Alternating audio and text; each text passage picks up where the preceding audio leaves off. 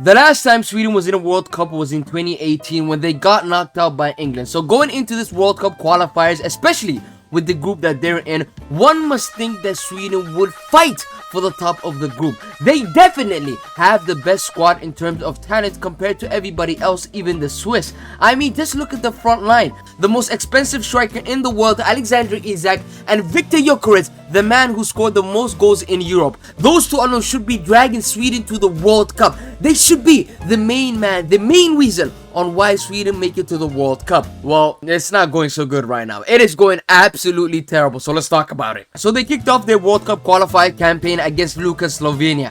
Wrong sport. I mean Oblak and Sesko Slovenia. In that game, it started off hot. Elanga in the opening minutes of that game scored the opening goal. Then Olsen, the Swedish goalkeeper, scored a goal for Slovenia. You can't tell me this is not an own goal. But no need to worry for Sweden or Olsen, because Oblak felt bad for Olsen and he also scored an own goal. The saying is true, goalkeepers stick together through thick and thin, and just like that, Sweden were winning the game 2-1. All they had to do was lock down the game and not concede a stupid goal in the last minute of that game. 早上好，中国！现在我有冰淇淋，我很喜欢冰淇淋。 Did I just see Sesko manhandle whoever the hell number 3 is? Whoever the hell number 3 is should retire from football. I mean, Sesko literally manhandled the hell out of you. You should be ashamed. You should be ashamed. So in their first game of the qualifiers away from home, they would draw the game 2-2 and earn 1 point. But no need to worry. It's the first game of the qualifiers away from home. Your next game is against Kosovo, that has a population of 1.8 million. A team that I could recognize one player, and it's only this player right here. Surely Sweden, who has a population of 10.5 million, could slap the hell out of Kosovo. 2-0 away from home, an embarrassing loss. Let's look at how they lost this game. The first goal came from a counter-attack inside their own half. Just look at this embarrassing defender. Right here, look at this man waving his hand. And again, Olsen. This guy literally gives them the goal. Do they have any other goalkeeper?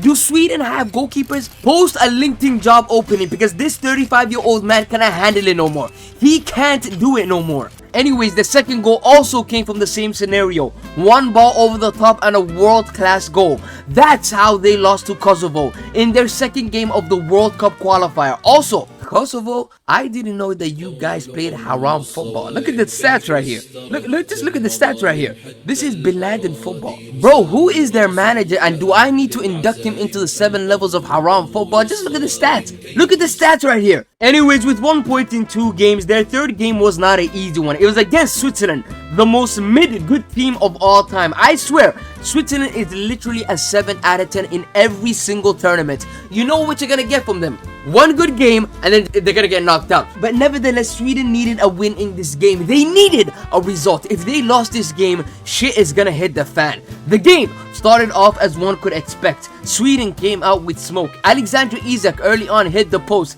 and then I can't even describe this with my words. Let me just play this clip right here. Viven en un country. Andan en BMW para arriba. Los fines de semana se cogen a las mejores minas. Morfan bien todos los días. El día anterior al partido durmieron tranquilamente en un hotel 5 estrellas y se rascaron la verga durante 24 horas sin hacer más, jugando al ping-pong y al pool y a la play. Juegan al fútbol todos los días de su vida. Los botines, $6.000, $5.000, no sé cuánto salen. Ponele 3.000 mangos, 4.000 mangos. Están vendados por un kinesiólogo. Están bien comidos, están bien entrenados. Las medias, que son las que no te cortan la circulación, los pantaloncitos, que son los de los huevos, que no te raspan los huevos, la camiseta te estira la espalda, es la que no transpira, que sale 800 pesos, no sé cuánto sale una camiseta para jugar al fútbol. La pelota es perfecta, perfecta, 120 euros, inflada con un barómetro a 8 bares, la cancha no tiene un solo pozo, el arco tiene 7 metros 20 por 2,40.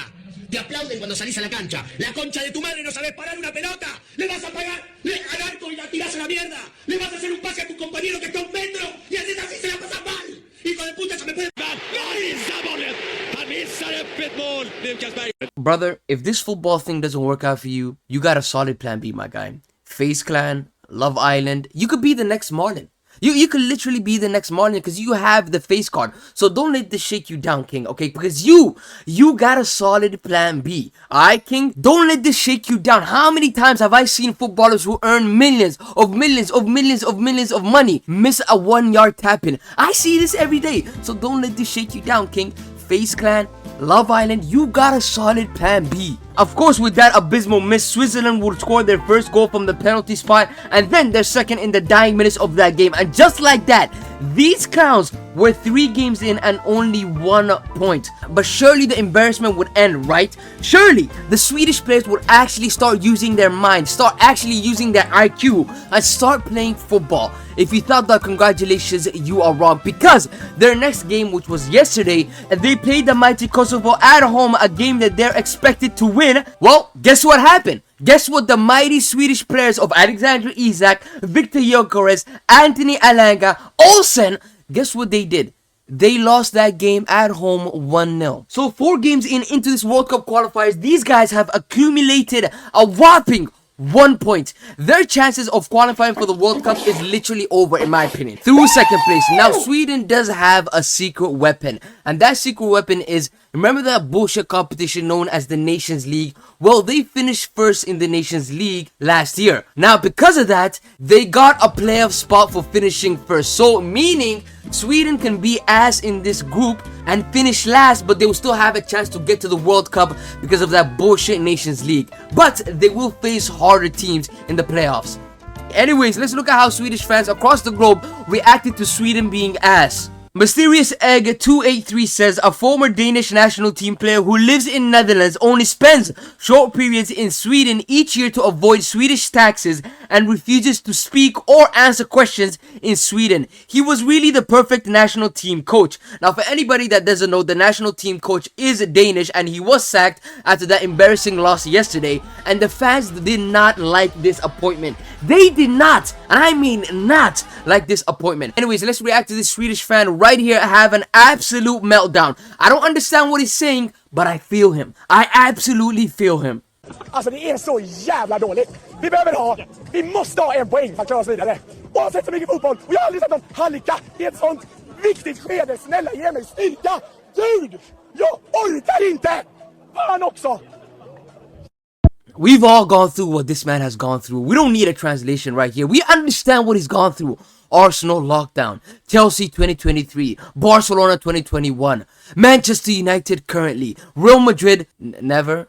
When did Real Madrid have? Real Madrid fans never experienced this type of pain, but we have. We as other football nations, we have experienced this. And lastly, I'm going to show you guys how down bad Sweden is right now. This is the equivalent to a lockdown season. Their under-20 team in the World Cup just lost 6-0 to the under-20 Portuguese squad. This has to be the worst week of being a Swedish right now, bro. It has to be the worst week of being a Swedish. This is top 3 worst day of Sweden. Anyways, that's all I got. Please like, subscribe, and goodbye.